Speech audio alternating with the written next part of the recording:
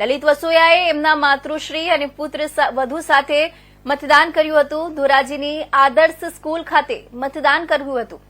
લલિત વસોયાએ મતદાન કરીને લોકોને મતદાન કરવા અપીલ કરી હતી। ધોરાજી નગરપાલિકામાં કોંગ્રેસનું શાસન આવશે એવો વિશ્વાસ વ્યક્ત કર્યો હતો। ધોરાજી ઉપલેટા ભાયાવદર નગરપાલિકાની ચૂંટણીમાં કોંગ્રેસના ઉમેદવારોનું વિજય થશે તેવું જણાવ્યું હતું।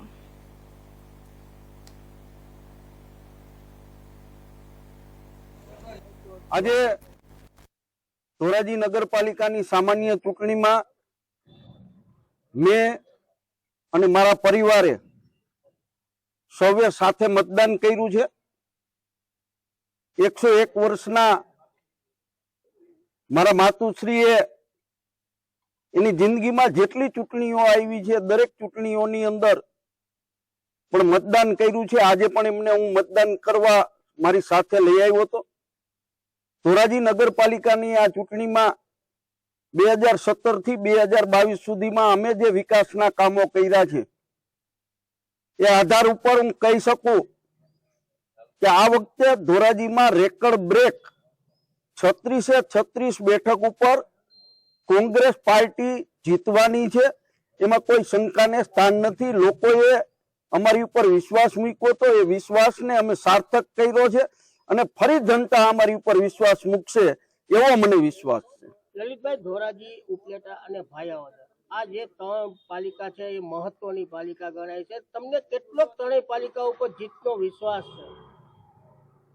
ત્રણેય નગરપાલિકાઓ ધોરાજી, ઉપલેટા અને ભાયાવદર ત્રણેય પાલિકાઓની અંદર સર્વશ્રેષ્ઠ અમારો દેખાવ છે। ભાયાવદરની અંદર પણ 2/3 થી વધારે બહુમતી કોંગ્રેસ પાર્ટી હાંસલ કરવાની છે। ઉપલેટાની અંદર ખનીજ માફિયાઓ સરકારી તંત્રનો દુરુપયોગ કરી કોંગ્રેસ પાર્ટીના 6 જેટલા ઉમેદવારોના ફોર્મ પાછા ખેંચાવ્યા છે, પરંતુ ત્યાંના મતદારની અંદર જે આક્રોશ છે એ જોતા પણ મને લાગે છે કે ઉપલેટા નગરપાલિકાની અંદર પણ અમે ખૂબ સારો દેખાવ કરી શકીશું। ઉપલેટા પાલિકાની વાત કરી તો ઉપલેટા પાલિકામાં પહેલેથી જ 5 સીટ ઉપર ભાજપ છે તે બિનહરીફ થઈ ગયું છે, તો હવે તેને તમે કઈ રીતે જોવો છો? ઉપલેટામાં ભાજપ 5 બેઠક ઉપર બિનહરીફ થયું છે, પરંતુ 31 બેઠકો ઉપર ચૂંટણી લડાઈ રહી છે। ધોરાજીની અંદર જોઈએ તો ધોરાજીની 6 બેઠક ઉપર ભારતીય જનતા પાર્ટીને ઉમેદવારો નથી મળ્યા। એટલે ધોરાજી અને ઉપલેટાની કમ્પેર કરીએ તો બે અમે હરખી